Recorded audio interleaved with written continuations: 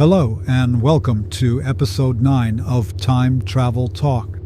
Today I'm going to talk about a movie that, although it's not considered exceptional by critics or the film industry, it is considered by some to be their absolute favorite movie of all time. The movie is called Somewhere in Time, which was released back in 1980, but it was not successful.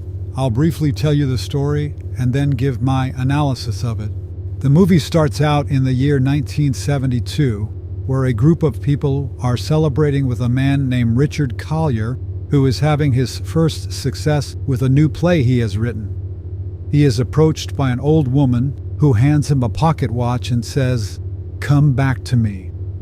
She then leaves as Richard is confused since he's never met her before.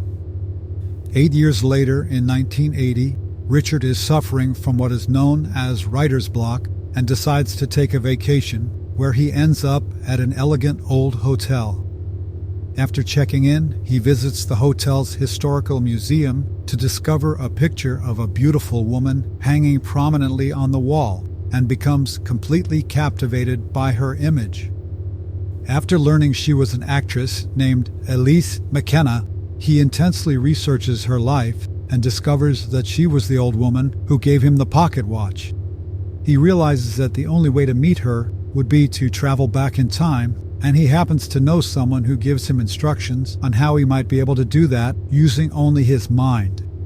And after a few unsuccessful tries, he finds himself back in the year 1912, where he immediately pursues Elise, who is resistant at first, but they soon fall in love, with plans of getting married, until Richard is suddenly removed from 1912 and returns to 1980.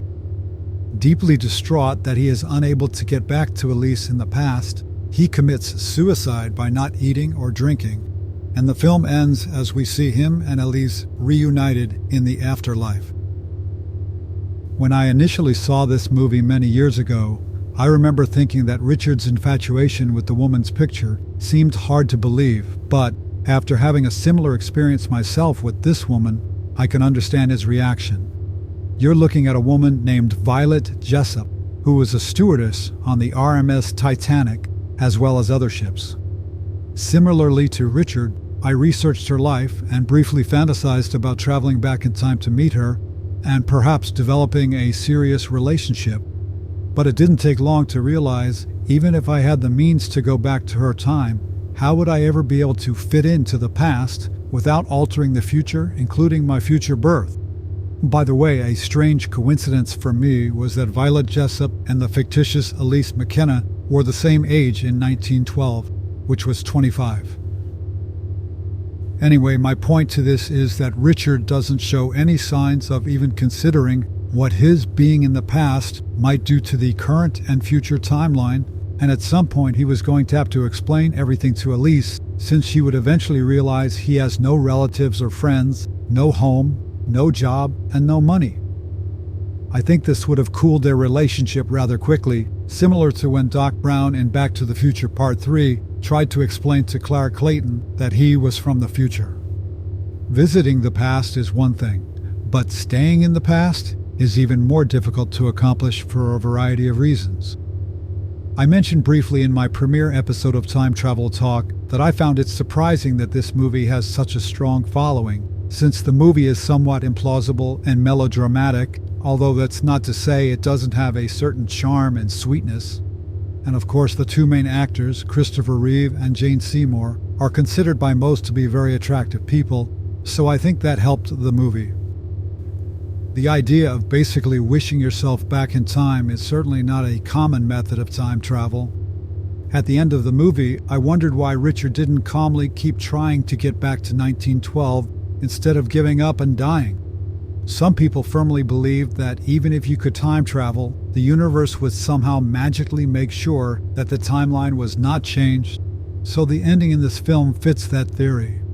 Also, if you're wondering why the old Elise at the beginning of the movie knows and remembers Richard, it's because we are being shown the revised timeline after he had already gone back to her for that brief period of a few days. In the original timeline, that moment when she approaches and speaks to him didn't happen. but he still eventually has writer's block, ending up at the hotel to find her picture.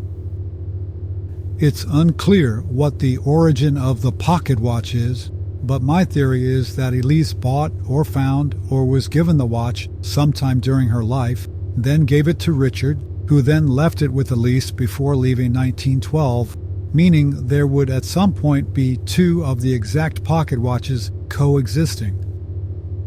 Overall, I think this is a very pleasant movie with a great musical score, and after watching it, it makes you wonder even more if the past still exists and everyone who has ever lived is still alive somewhere in time. Thank you for watching, and I will talk with you all next time.